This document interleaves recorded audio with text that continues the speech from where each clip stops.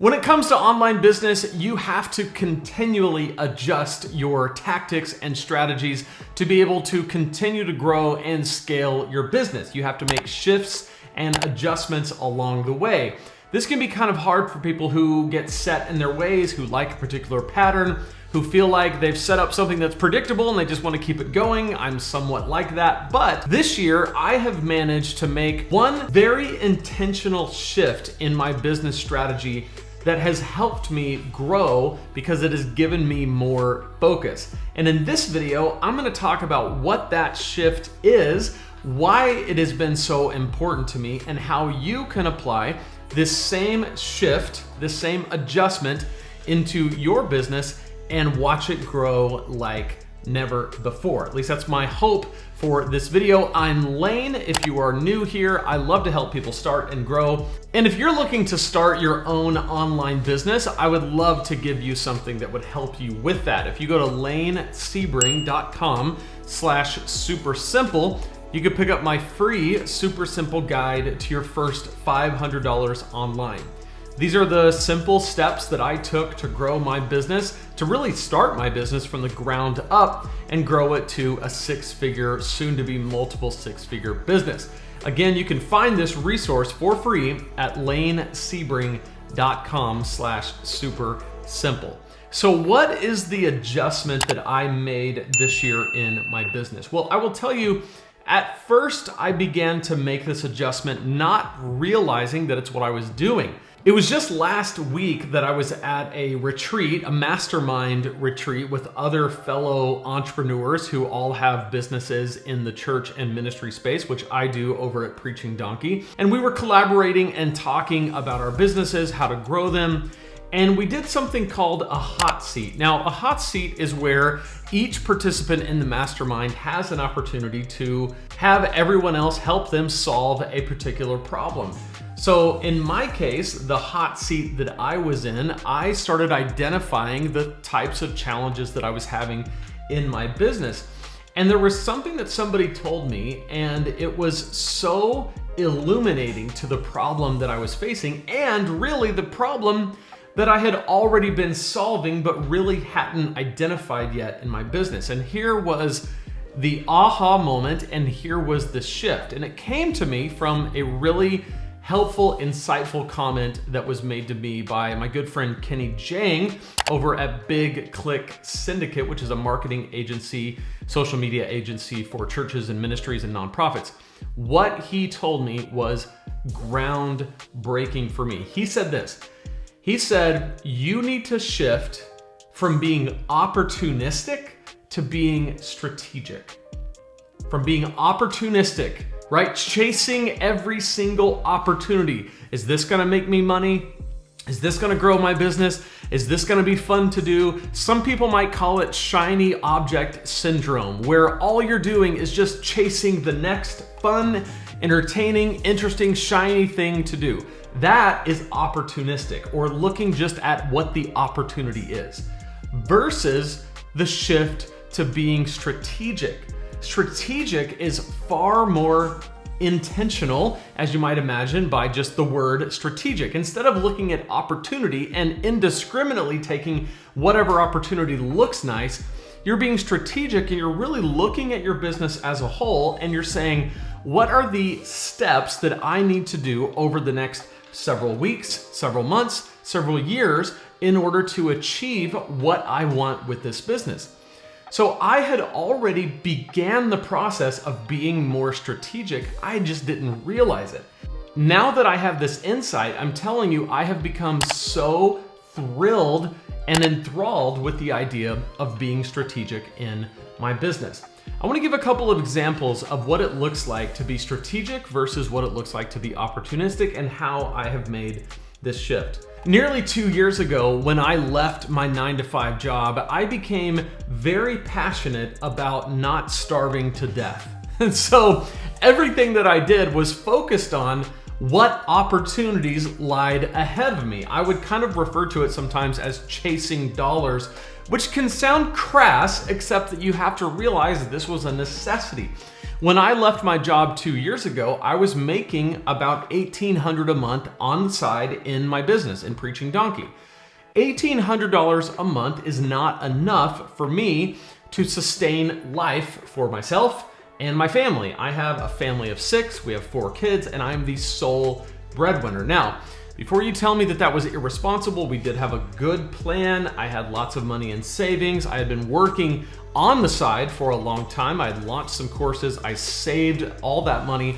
And we had a good starting point, a good launching pad to be able to go into business. But I was only making $1,800, which meant I needed to turn $1,800 a month into $10,000 a month as fast as I could. And by God's grace, that happened relatively quickly. And now it's like $15,000 a month. I had my first $15,000 month not too long ago. It's pretty exciting. So this is all coming together. But when I first started, it was all about what opportunities lied ahead of me. So I did everything. I did one-on-one coaching. I had a membership site over at Preaching Donkey, several courses. I did a group coaching program. I did affiliate products. I did product reviews. Anything and everything that I thought could make me money, I was willing to try it, up to and including my golden retriever, Hendrix, who you know and love. You've seen him on many videos. I started a golden retriever channel called Hendrix the Golden Retriever, which is still on YouTube because I was like, hey, I love golden retrievers. Now I have one of my own. I might as well make a business out of it and make some money off of the YouTube channel, maybe sell some products, have an affiliate situation, all of that. Opportunity, opportunity, opportunity. Not very strategic, because at the end of all that, I woke up one day and I said, I don't know what to focus on. I have no idea what I'm doing. What do I do today? The dog channel, the preaching channel, the business channel, the product review channel, and even within each one of those, what do I focus on? Which products am I trying to develop? How am I growing my audience? How am I getting leads? It was an absolute freaking mess. So on the one hand, being new in business and being new in full-time business presented this need to get to viability, AKA making enough money as quickly as I could. The negative side of that was that it caused me to not be very strategic, but rather be opportunistic. This year, in the beginning of 2022, I said, I'm overwhelmed. I have got to take some things off my plate. So I stopped doing product reviews. That was the first thing. Just stop doing them altogether. It's like, I love product reviews. They've been really great for me, but right now, can't do it all, and I'm not doing that. The Golden Retriever channel, abandoned it. I mean, my dog is still alive and well. He's thriving, he's doing great, don't worry about him. But his channel is just sitting there rotting away because I didn't have time to mess with that. Recently, I actually got rid of my membership site over at Preaching Donkey, and I'm working on Preaching Donkey to build up the product suite and the evergreen funnel to make it as streamlined and as passive as possible. And then I'm also started to work on my product suite for Lane Sebring, which began with a group coaching program that I did in February, March, and April, which the material that I taught there will turn into my first flagship course. Be on the lookout for that. It will teach you how to do business my way, which will be really exciting. But all of that is part of what it looks like to go from opportunistic to strategic. I went from let's just do anything and everything that might possibly work, that's opportunistic, to what is the few things that I must do to grow my business, to be satisfied, to serve people well, and to get me where I want to go. So I clearly defined what that looks like for me 3 years from now, backed up, and now I'm working that plan in a very strategic way. What this does is it protects me from being prone to opportunities. Opportunities knock, right? Opportunity knocks everywhere, but that does not mean that it's always the right thing or the right thing now. So all of what I'm doing right now is focusing on having a very clear, well-defined strategy and moving towards that. So what are some lessons that we can learn from this? Number one, it is necessary and natural at first to feel like you need to go after the opportunities.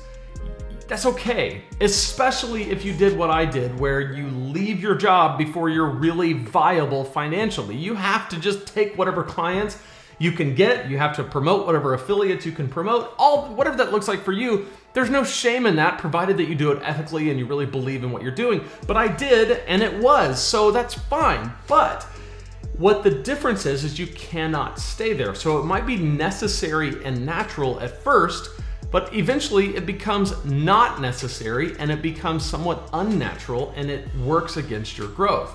So one of the things that I'm doing right now to move intentionally from opportunity to strategy is employing much more of my virtual assistant help. So I have a virtual assistant, I have her doing certain things. I'm going to be adding much more to her plate and many more hours to her list of things that she does. I also have recently outsourced a lot of my editing, my video editing, so that I can not just be busy working in the business, but I can be strategic working on the business, to borrow a phrase from the E-Myth Revisited. So if you're working on your online business, again, it's necessary and natural at first to take on whatever opportunities that are presented to you. Totally fine. What you want to do though, is you want to begin to rise above and look at everything that you're doing and figure out what is actually working. What fuels you? What is putting money in your pocket? What is serving your audience well? If you can put those three things together, serving your audience well so it's providing tons of value, it's making lots of money so it's worth it, and it fuels you, it actually fires you up inside to think about it and to do it. You put those three things together, whatever that is, do more of that and do less of the other things. So if you're doing something that might be a good opportunity and maybe there's potential to make a lot of money, but it doesn't fuel you, it doesn't serve your audience well, and it's not resulting in a lot of money in your pocket, then it might be good to set it aside or set it aside for now and focus on the things actually fueling you, actually putting money in your pocket, and actually serving your audience. That's the best way to move from opportunistic to strategic in your online business. I have much more to say about how to structure this type of purposeful, strategic online business in my guide at lanesebring.com/supersimple. And if you want to check out more on how to grow this kind of business, check out this video right here where I'm going to go in depth on how to start your online business in the next 60 days. So click right here on this video and I'll see you in it. Just click right there and I'll see you. I'm going to be in there with you in that video. So click right there.